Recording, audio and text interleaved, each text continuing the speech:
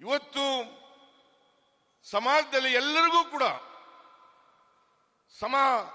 ಸಮಾನ ಅವಕಾಶವನ್ನು ಕಲ್ಪಿಸಿಕೊಟ್ಟಿದ್ದಾರೆ. ಅದು ಉದ್ಯೋಗದಲ್ಲಿರ್ಬೋದು, ಶಿಕ್ಷಣದಲ್ಲಿರ್ಬೋದು, ಬದುಕ್ತಕ್ಕಂಥದ್ರಲ್ಲಿರ್ಬೋದು, ಎಲ್ಲದರಲ್ಲಿಯೂ ಕೂಡ ಸಮಾನ ಅವಕಾಶವನ್ನು ಕಲ್ಪಿಸಿಕೊಟ್ಟಿದ್ದಾರೆ. ಇವತ್ತು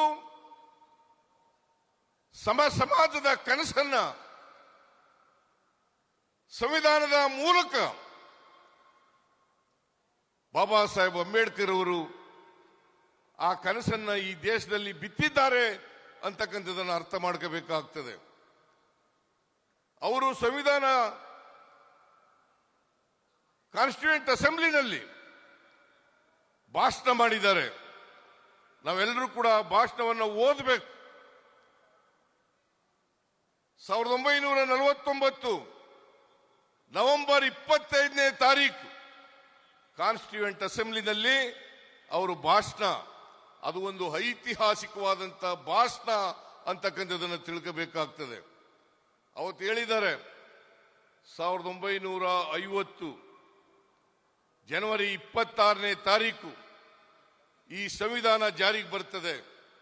ಅವತ್ತು ವೈರುಧ್ಯತೆ ಇರ್ತಕ್ಕಂಥ ಸಮಾಜಕ್ಕೆ ನಾವೆಲ್ಲರೂ ಕೂಡ ಕಾಲಿಡ್ತಾ ಇದ್ದೇವೆ. ರಾಜಕೀಯ ಸ್ವಾತಂತ್ರ್ಯ ಎಲ್ರಿಗೂ ಕೂಡ ಲಭಿಸಿದೆ. ಪ್ರತಿಯೊಬ್ಬರಿಗೂ ಕೂಡ ಒಂದು ಓಟು ಒಂದು ಮೌಲ್ಯ ಅಂತಕ್ಕಂಥದ್ದನ್ನ ರಾಜಕೀಯ ಸ್ವಾತಂತ್ರ್ಯ ಸಿಕ್ಕಿದೆ.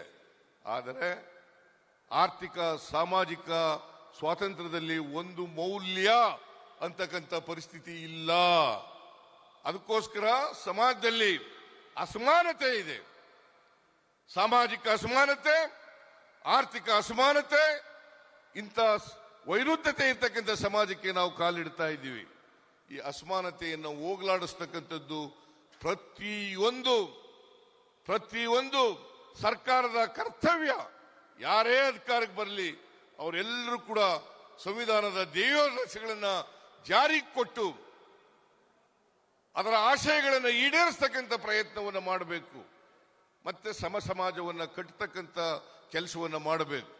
ಅದಕ್ಕೋಸ್ಕರ ಕೇವಲ ರಾಜಕೀಯ ಪ್ರಜಾಪ್ರಭುತ್ವ ಸಿಕ್ಕಿದ್ರೆ ಸಾಲದು.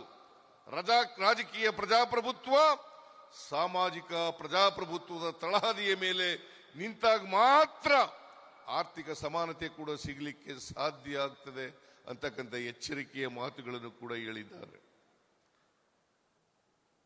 ಹಾಗಾಗಿ ಇವತ್ತು ಸಮಾಜದಲ್ಲಿ